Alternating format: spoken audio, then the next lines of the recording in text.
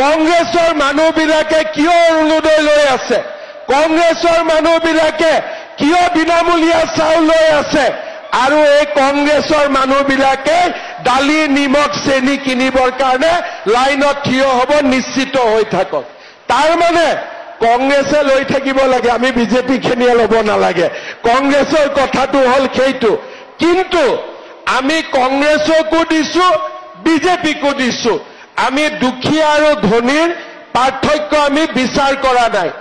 এজনে ক'লে যে মিঠাতেল দিব নালাগে, তেতিয়া মই ক'লো সৰুতেতো মোৰ জ্বৰ হলে মায়েতো মিঠাতেল গৰম কৰিয়ে ভৰিৰ তলত মালিচ কৰিছিলে, কৰে নে নাই আপোনালোকে?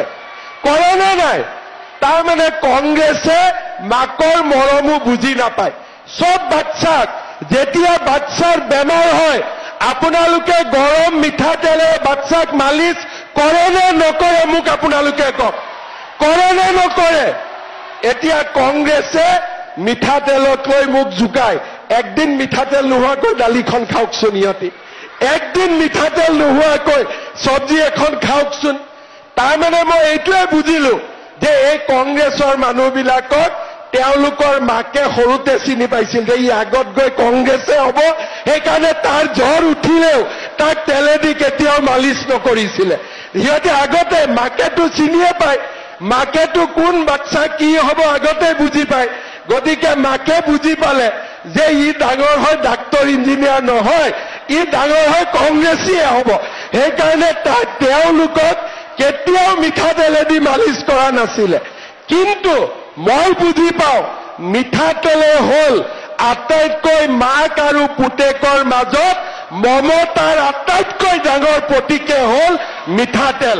আৰু সেইকাৰণে আমি যিহেতু আমাৰ মায়ে আমাক মিঠাতেল মালিচ কৰাই কৰাই ডাঙৰ কৰিছিলে, সেইকাৰণে আমি মাৰ মৰম বুজি পাওঁ। মই ঠিক কৈছো নে নাই কওক?